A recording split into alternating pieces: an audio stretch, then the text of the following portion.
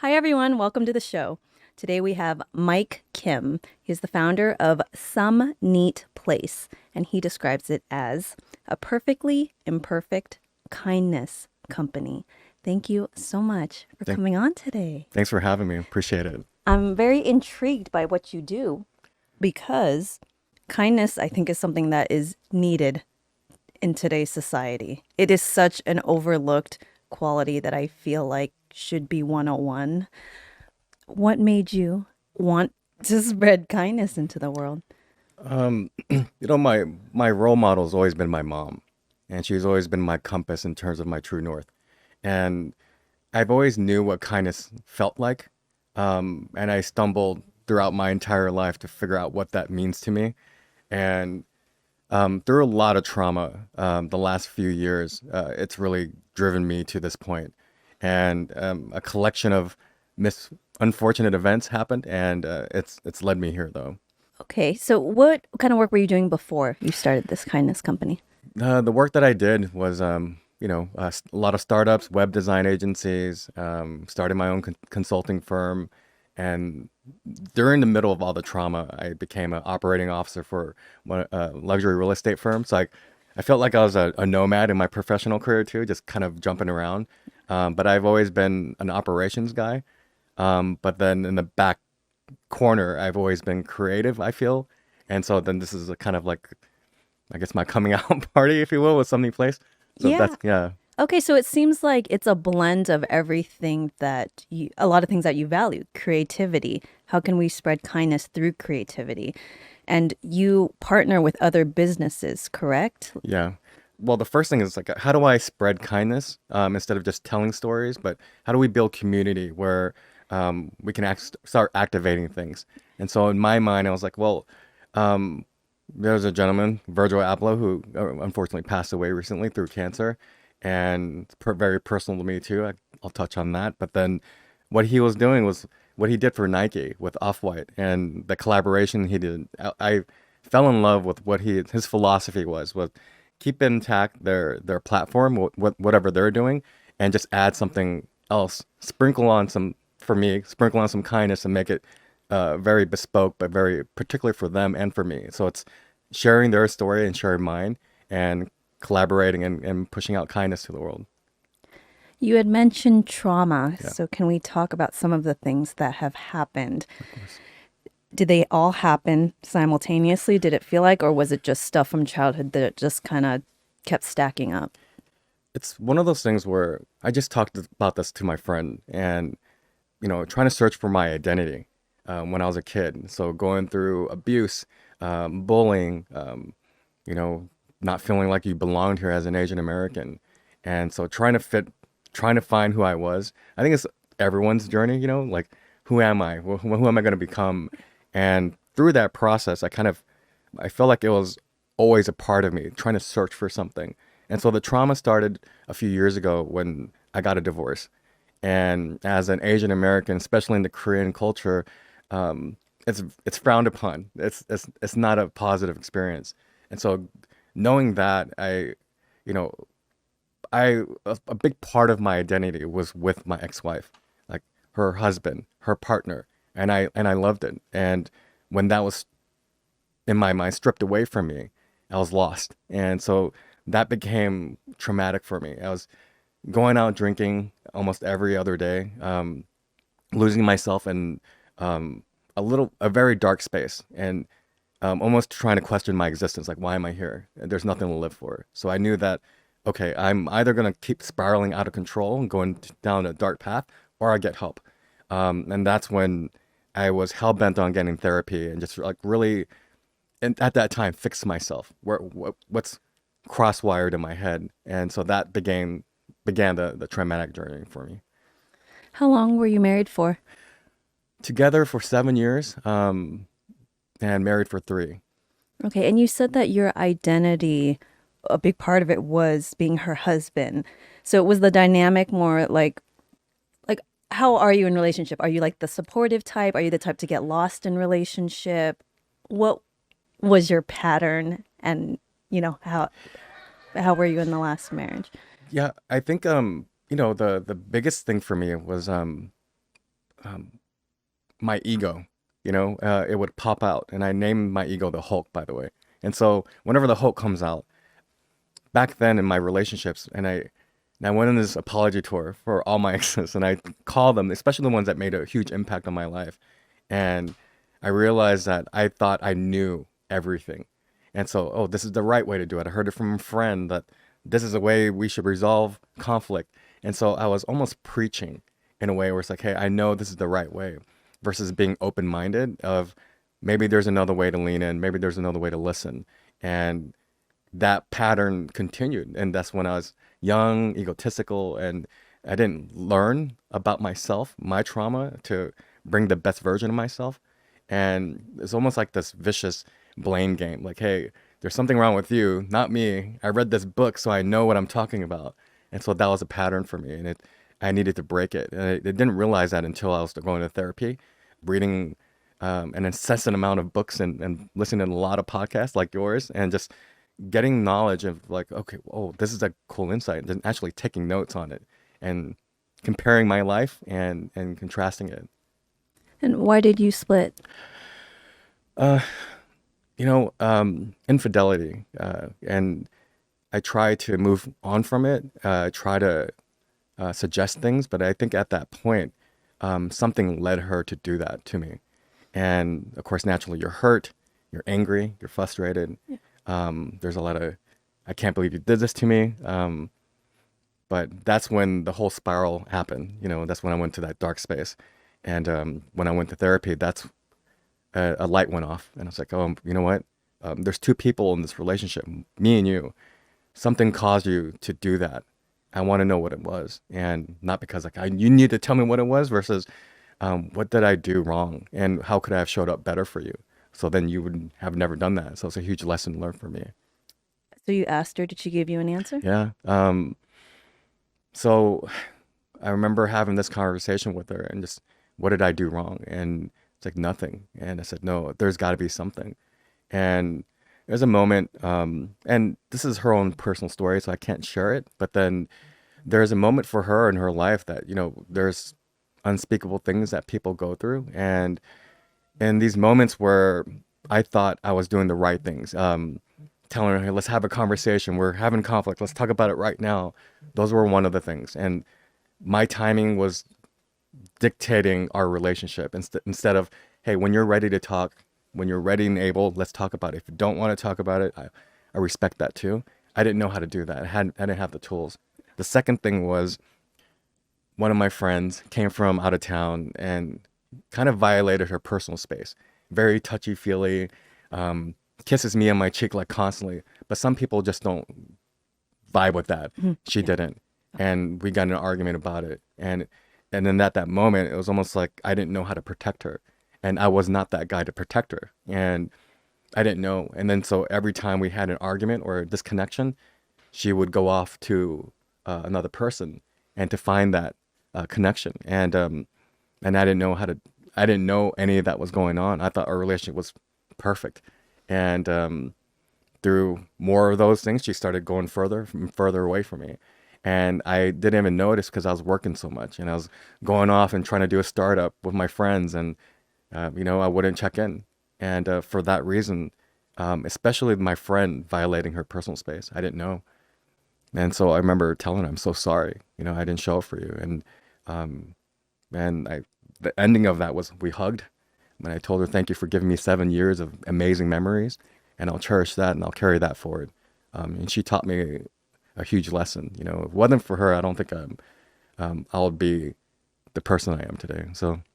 Oh, that's beautiful. Yeah. That's lovely. It sounds like you've definitely dove into healing, that you can see that it was a gift. Yeah. I'm curious, did she ever try to talk to you about things that were bothering her in the relationship? This is something that I own. It's like, I think I created this wall for her, and I think through her own challenges in her life, the things that she went through, I think she needed someone to be able to have patience, to lean in with her and give her that space. And when she's ready, have that conversation instead of picking at the conversation should have been this way. We should talk about it that way. That's the way I see it, but it doesn't mean that I should project it onto her. And I did that.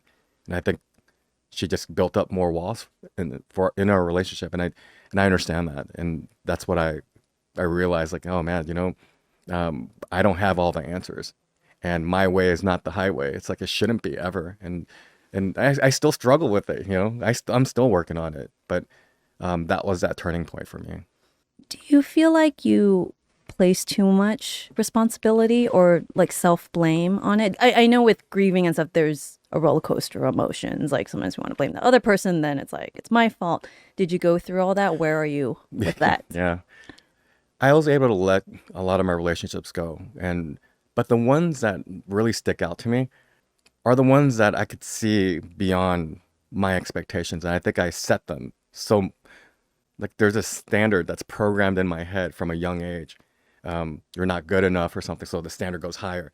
Um, you should marry a Korean American girl. It's like it goes higher. Then it's programmed again in my head, and and I think I was that black sheep of the family where it's like, I'm not going to listen to you. I'm going to do whatever F I want to do, and so I would just march on that. But I think, to answer your question, it's just I think I'm still on this journey to figure out who I am and how I move in a relationship, and all these things that I've taken from these wonderful women. It just, being able to see beyond my expectation. And I kept projecting that to people. Like, I need this. I need this job title, or I want to see this power couple that like social media kind of programs into you. And I wanted it, and I was so hell bent on getting it, but I missed out on some of the most beautiful people in my life, and these women gave that to me, and I just was too blind to see it at that time too. I see. With kindness, were you always kind growing up, or is this something that you want to develop more of? Is that why you started your company? Yeah. Well, the trauma. Do you mind if I share? No, absolutely not. I love Um, it. well, the trauma really started happening after the divorce. It was just it was like a vicious cycle of unfortunate things. Um, I just landed the COO job, and I was on cloud nine. Then 2 weeks later, my dad gets cancer. Get a call from my brother. I'm in the office, and told me, "Hey, why don't you come down? I'm just gonna rip the band-aid off. Dad has cancer, and it's stage 4, stomach and liver. He's got 3 months to live, and so that rest of that afternoon was blur. So I go back home, and it's very cathartic. It's like signing the will, um, titles, the home, his belongings. It's like just like I didn't want to have that conversation. It was too fresh. So Thanksgiving was horrible in 2018, and I go back to LA. I just started this new gig, so I'm trying to turn my light on, go like, let's go green, let's go hustle this, and then um, like clockwork, my brother calls me again. My sister-in-law, her cancer, um, breast cancer, has come back after 3 years, and now she has to do a double mastectomy in January. And so it's like, okay, wow. Christmas was horrible. It was very sad. And then 2019, January, my ex-wife calls me and says our friend Allison, her cancer has come back. She's at the hospital at UCLA, and we saw her take her last breath in January. That was really hard. She was such a good person and so young, and but then it made my dad's life real. It's like, oh man, we have a month and a half left. I need to go back. So I kept going back and forth. March rolls around, and I'm back in LA. My aunt calls me, hey, your grandmother's not doing well.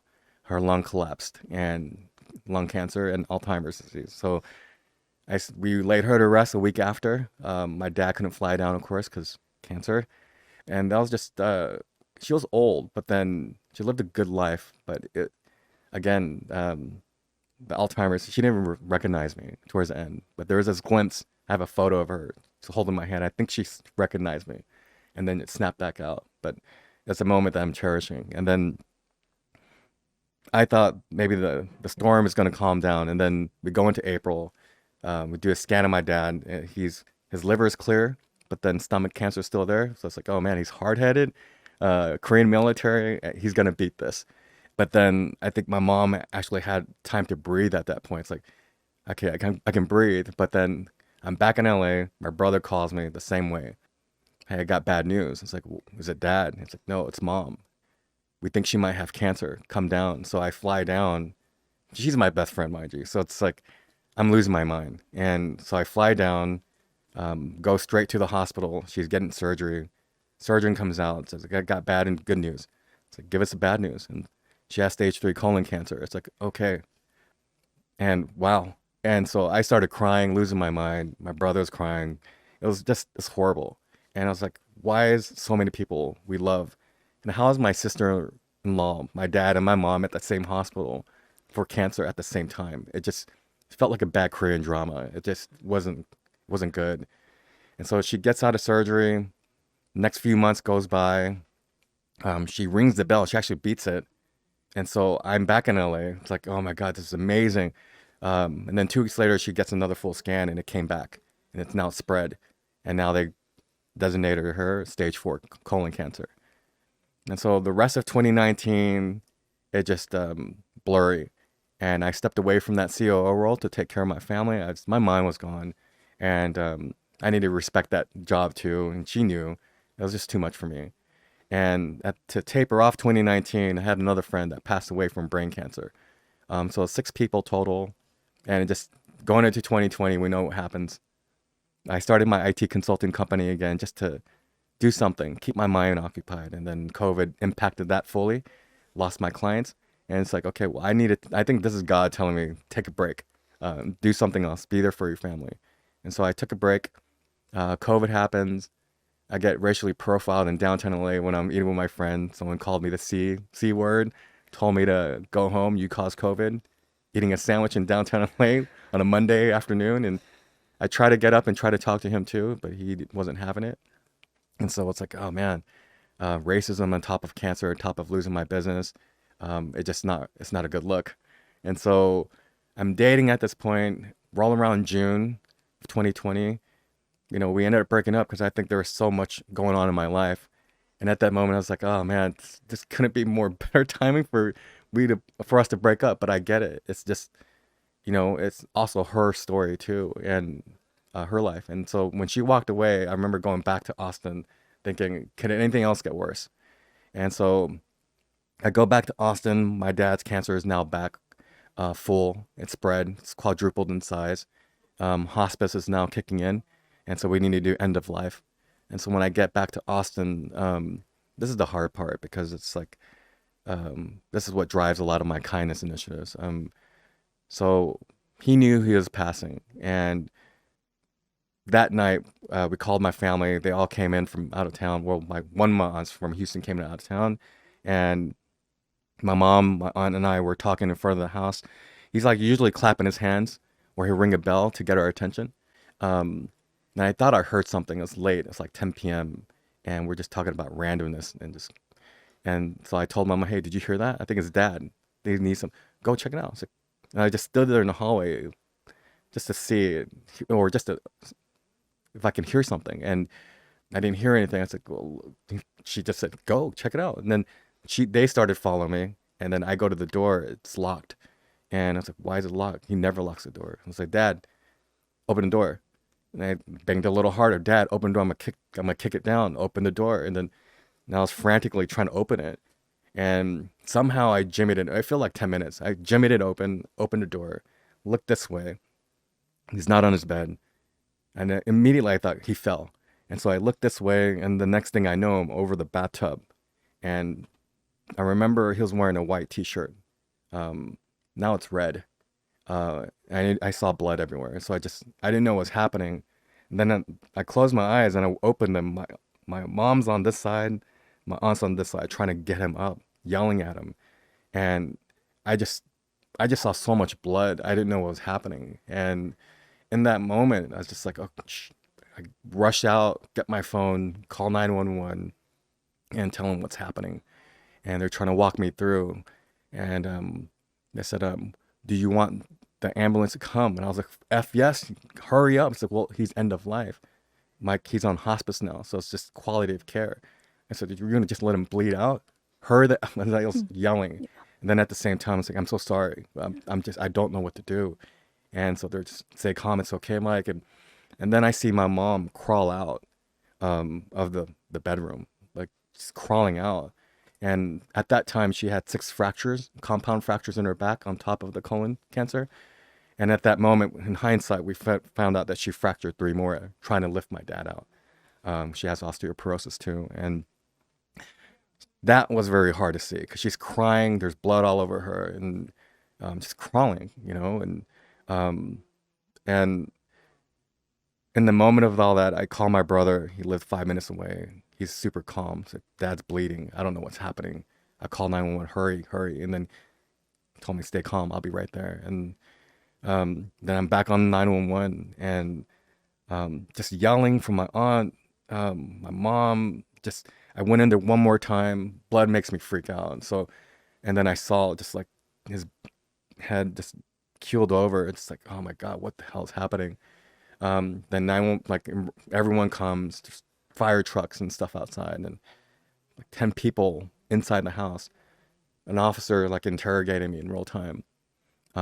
And he was asking me some questions, and it's like, why now? My dad's bleeding. Like, get out of my face. And he looked at me and it's like, I did something. And that's why I told him, get the F out of my house. And then at that point, which was the hardest point, my brother is like on the phone with someone. He comes and um, I heard 2 paramedics talking to each other. It's like 72-year-old Korean American male, slit left wrist, slit right wrist, and then slit neck. And at that moment, I was like, no, no, no, he fell. His chemo port broke. And then my brother grabs me on my right shoulder and says, no, you caught his suicide midway through. And then I just lost it. You know, I just cried. And um, sorry, I just sometimes Yeah, like I told this story so many times, but then sometimes it just hits me. Um, yeah. At that moment, I see the stretcher come out and his hands are up, and then they have like this bandage around his neck, and that's when I knew he did it. And um, um, sorry. no, it's okay. And then they take him to the hospital, and then they told us they couldn't put him under for surgery. Um, and Do you need a yeah, tissue? thank you. Can I get one too, actually? You can have mine. You're Uh, gonna rip it in half. I Okay, can my rip it in half. snot is running. Here, No, no, here, you can take this he'll one. be, oh, you're so, look at you, you're so sweet. Nice. Sharing is caring. Thank you. We'll keep it over here. Thank you. All right. Um, yeah, they told us that the cancer was so big that if they put him under, he won't wake up. And so we just said stitch him up as best as you can. And a couple of days later, he comes home. Then we have this moment with him, and just these raw moments. I don't want to trash my father, but he wouldn't win the Father of the Year award. But he had a lot of PTSD from the Vietnam War too, and that's why I'm so fond of the military and people who serve, because this is real. PTSD is real. This trauma, this pain is real, and being able to say goodbye and tell him honestly, like, I didn't like you when I was growing up. You weren't my best friend. You weren't my role model, and mom was. But I love you, and I forgive you for everything. And go to sleep, Dad. It's okay. And um, um, yeah, that was hard, but then that freed me so much. Like, it was like this weight. And then it's like in a flash. 2 weeks later, he passes. I hear his pacemaker just turn off, and that was it. And I see my mom just like, you gotta say something before you die. Like, before you leave, say something. And that was hard to see. Then my brother goes outside and just kind of collapses. And um, at that moment, it's like, I need to do something else. Like, I need something. And so I come back to LA. I get dunked in Santa Monica, beautiful church.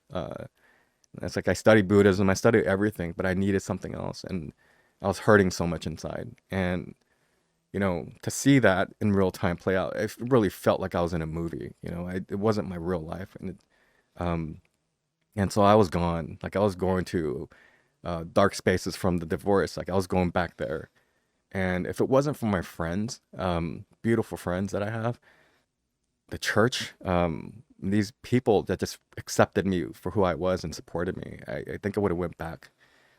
And so that's the long story of how I started Some Neat Place and why it was so special to me. And so at the end of the year, I just like, I'm not going to be scared anymore. My identity is to shape this world, and I think this is my sign. And so I took it and I ran with it. And then I needed to heal. And so I just thought, if I told stories of kindness, if I met random strangers, not just my friends, that's easy. But if I went to random strangers and heard about how one kind act impacted their life and how they pay it forward, and if they have a pro tip on life, because I need them, just go. And I started doing it. And it was so healing hearing these stories. And I just went one after another, one after another. And it's like, this feels great. It feels selfish. But then I would hear stories of other people and the things that they went through, from rape to suicide to beatings, and also sharing beautiful moments that shaped, like, completely changed your life. And then instead of like chasing influencers and, oh, I need to have a business tactic of growth, like I need to scale. I was like, no, I just need to heal my heart. I'm going to chase my heart. If you have 200 followers, I have one. If you have a story, I'm going to listen. And so started weaving in and out. And it was such a beautiful expression from these people, and just their bravery to share these moments with me, and the perfect stranger. And I would spend 5 hours with them the first time meeting them, or go out, buy them a drink, and then we become friends. And so that was the beginning of Some Neat Place through all that trauma. But I thank you for listening. Of course, that's so beautiful. I I mean, it just that it's where it starts is healing yourself. And again, just, like asking yourself, it's easy for us to get caught up in build mode. Like, yes, I want to make money, I want to do this, but like, why are you doing it? And it takes sometimes like trauma or near death events or other people that for that wake up call to happen. Excuse me, my nose is so. Um, and so I really think it's amazing what you're doing. I'm curious, when your dad was in bed, was he able to talk to you? He was writing at that time, Okay. and he lost his voice. I Okay. think the cancer kind of spread. So yeah, he would listen though. There's a Okay. cool thing though. My mom actually found a notebook. Those generic Mead notebooks you buy for school, and they're like wide ruled, whatever. And he actually wrote it inside, like almost like a diary. And the things he said, I was like, oh man, I saw a compassionate father that he never expressed these words to us. And but through those notes, it's like I saw his heart, after he died. And it's unfortunate that he couldn't say that when he was alive, but there's a beauty in letting it go and remembering him for that. It's Hmm. like, oh man, he was a gentle person, beyond the exterior and this aggressiveness, and all he wanted to be is loved too, and so I saw that, and also fed me to be more kind, and just chase this as hard as I can. You said it was healing for you to communicate to him and for him to know how you felt. Did you need to hear anything from him back? Yeah, I mean, I think growing up, I needed to hear "Good job, son," "Attaboy." Look, well, maybe not "Attaboy," like, but like these expressions that made me feel like I was, I could do no wrong, like I was a twinkle in his eye, and like I wanted to be that, and I never got it from him. I was always compared, and so I thought I always needed him to say before he passed away, like, "I'm sorry." I think I just needed to hear that once, um, and he did. He didn't go into detail. Like, I didn't need to go, "Hey, Dad, when I was 18, this event, I need you to apologize for that specific." He just said in his Korean, like, "I'm sorry," and that was good enough for me. And that let me let go of everything, everything. And there's a lot. There's a lot. Okay. So it sounds like this whole experience, what softened your dad, and it sounds like it has softened you as well, Yeah. Yeah. which I think is a great place to be. You get kind of cracked open. We Hmm. all, we're always on like on guard, and to be cracked open, it really allows in a lot of beauty Yeah. and magic in It's life. yeah, magic. I think it allowed me to see, to me, it was impossible for my dad to get soft. Just no way. And for me to see it, and it just made me realize nothing is impossible. You can just go whatever. You have this one life to live. You don't have a do-over, so go chase it. And to see my dad crack like that, like you said, it just, wow, there's anything is possible if you just put your mind to it. And so that's just why I'm chasing kindness and see what I can do with it. Cool. So besides the church and besides your company, is there anything else you do? Oh, and you said you listen to podcasts Yeah. and books. Is there any other modality that you've done during your healing process? Yeah, talking to my friends, like getting circles of my guy friends and talk about vulnerable things. Some of them don't entertain it. Some of them are just, they have their guard up. And being able to see that and note that, it's been such a growth for me too. Like feeling energy and all that thing. It's like things that I never thought about that would have do. But this is the way I move through life now. And having those conversations, being a part of circles, listening more than responding, just listening all the time. It's almost like you're people watching, but then you're in conversations and you're just listening to people now, and it feeds you. And whether it's right or wrong, you just listen. And then I go back in and start Googling all types of things too. Very cool. Yeah. Okay, can we shift gears a little bit Sure. and talk about relationships, romantic relationships? So I mean, I feel like healing is forever, like for Yeah. anyone, right? It's like it's never complete. But while you're healing, like, are you open to dating right now? Are you on the apps, Yeah. or what is that Yeah, I'm like? on the apps, and that's a laborious process too. But I'm trying, and as I'm still learning about myself, and trying to see and trying to date differently with more intentionality, Yeah. and going in there and say, this is what I not want, but this is what I'm looking for in a partner. And it's such a shift, because I've always like, oh, they need to work out, they need to do this, and they need to have this elevated life, and it's like that's my own insecurities that I'm projecting out there. And now it's like I want something else, that someone that could complement me and not just fill a void that I'm working through, because it's not theirs to own. It's mine. It's my responsibility to take care of. What are some of the top qualities that you look for now in a partner? I think being growth minded, right? And wanting, I don't need someone to be like Gandhi level and like try to heal the world in some way, but I want them to be passionate about something, and so that spark, I can feel it, whether it's being at home, raising kids, or trying to cure cancer. But just be passionate. And I just think I vibe off that energy. Someone that wants to change the world in some way and through their own lens. That's what I look for. The growth minded thing is very important for me, because then now they're open to the world and not just more centered on this is right. Because I've been down that path and I wasn't right. Not to say that their views are invalid, but I think I just need conversation and someone that's more open to the world. Are you open right now? Like, do you feel open right now? Yeah, I mean, I think I'm like the most open I've ever been in my entire life, and it's gonna get more open. The more vulnerable I get, the more I lean into myself and just learn. And I'm not perfect, and this is why I coined the company Perfectly Imperfect, because I'm that way, and I still need a lot of growth. And like you said, it's a lifelong journey. And you moved back to Austin, right? You're from Texas originally, Yeah, and then you were in LA for, you said, the like, last over a 11 decade. years. Yeah, Yeah, last over 11 a years. decade. And you moved back, so you're closer to your family now.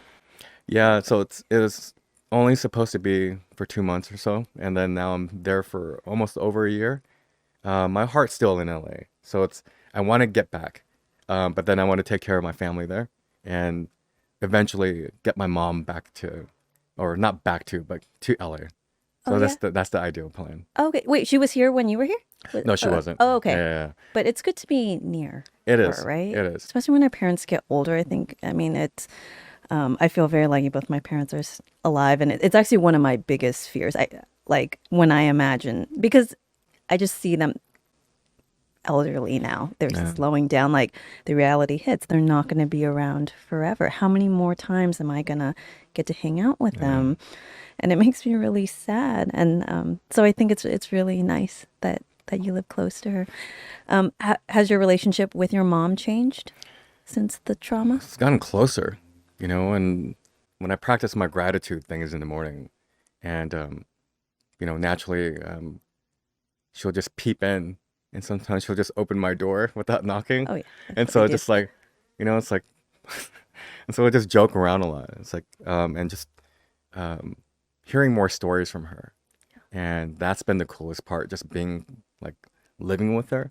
Okay, I didn't know that you lived together. Yeah, it's like I'm taking care of her, like, just random chores and taking out the trash or something, and just being there to support her as a caretaker. And, my brother's been entirely helpful for our entire family. And, but yeah, it's just that deepened communication. It's been amazing just to, talk about how did you meet dad? And like, did you guys go on dates? What did you do back in the 20s? She was like, I wasn't born in the 20s. It's like, born in the 50s. It's like, well, what'd you guys do in the 20s? It's like, you run around, like, go to school. It's like, all the things that they did was so, it's fascinating, and how grateful we should be, and like all the small things we have. And like you said, I think it's so spot on, where you think about how many Christmases we have left with our parents. Maybe 7, who knows? And we're so driven by making money, capital, like all these other things, and we forget that when we pass away, the only thing we want back is time and that relationship. And so I'm doing the best I can, just being there, eating lunch, and just spending that time with her. It's been amazing. I love that. Yeah, just presence. Like that's Yeah, all we can do. yeah, And the relationships, that's the memories, that's all we have to take yeah, with us. And I love that you are asking her questions and listening to her, because feel like with parent dynamics, a lot of times it's all about us. We make it all about yeah, us. And we don't ask them things. yeah. So that's a reminder for me to, Nice. to do that more. Thank you. Okay, thank you so much for sharing. Unfortunately, we're out of time, but you have such a lovely story, and thank you for being so inspiring. No, thank you. If people would like to connect with you or send you a message, where's the best place to do that? Go to Instagram, find us at Some Neat Place, and you can just find us on the web too, someneatplace.com, and reach out to me. I check most of everything because I'm compelled to. So yeah, just reach out.